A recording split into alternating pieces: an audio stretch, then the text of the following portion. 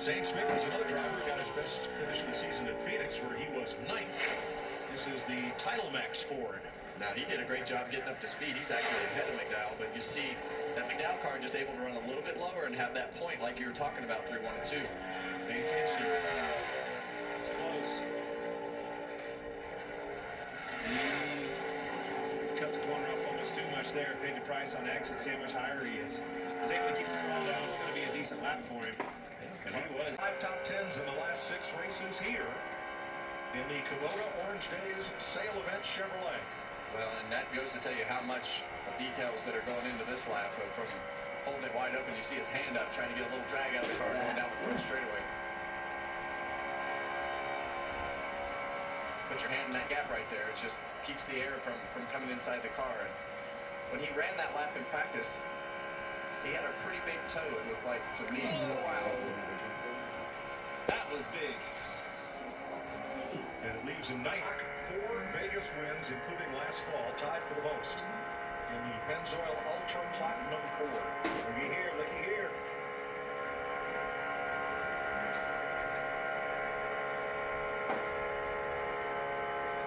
See that arc? He didn't get it quite to the bottom either.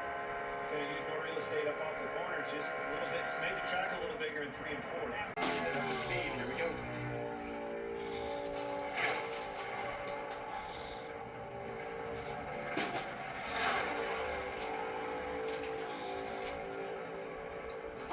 Yeah, and our ghost car makes it look like it's a long distance, but when you look at the times, that's not a lot of time on the stopwatch.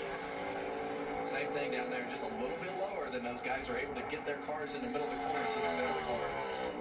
The exit on both ends about turn 2 because he carried 1, 2, or 3 miles an hour more at the end of the back straightaway than anybody else so far. You know, Kevin, usually that's from an arc getting in, but I think he was even shallow with his arc at both ends. It just made the track smaller. Yeah, and some of that is just going to be the turn of the car, too. You know, being able to get that car rotated and get it pointed in the right direction. But definitely got to turn 2 well.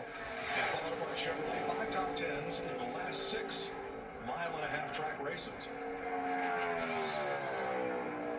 9th for Elliott.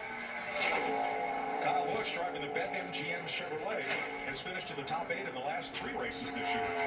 He's been 6th or better in 2/3 of the last 9 Las Vegas races.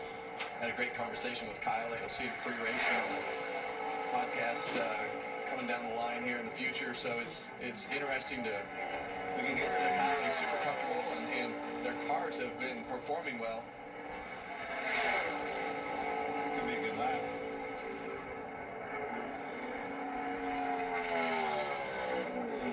Fourth for 3 top 5s in his last 5 Vegas races. He does have a win here. Yeah, Chevy for Rick Hendrick.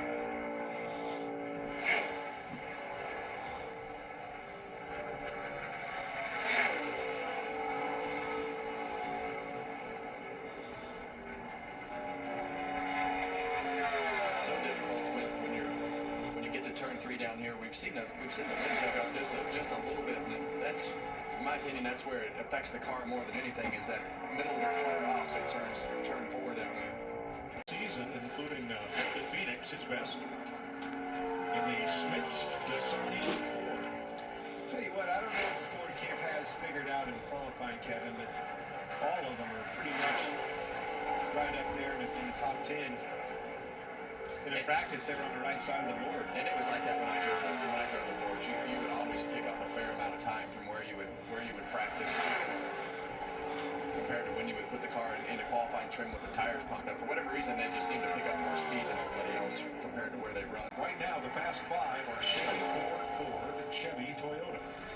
Kyle Larson in the HenryCars.com Chevrolet.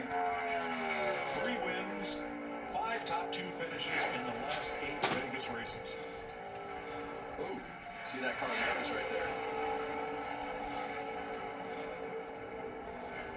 Lost a little speed on the accident, too. And he's just 192 in turn 3. Kept it pretty low in the accident. I think this is one of the best cars from race trim. I think you're right. William Byron, who his pocket. This is the Raptor Bedliner and Protected Coatings Chevrolet for Henry Motorsports. Did a really good job. Get through one, two, get through the bumps, keep everything pointed down the hill, not using a lot of real estate. Low off the floor, did his homework. Not gonna be enough. Good lap though. Toyota in the Fast 5, Eric Jones. Now here is Denny Hamlin. 7 top 10s in the last 9 races here, including a win in the Yahoo Toyota for Joe Gibbs. I'm blown away how tight these lap times are, Kevin. Yeah, and I think some of that is a result of that softer left side tire. We need more power. Make it hold wide open. They're that tight. Put Now, more power in. now you're preaching my language. Put some more power in. We got it.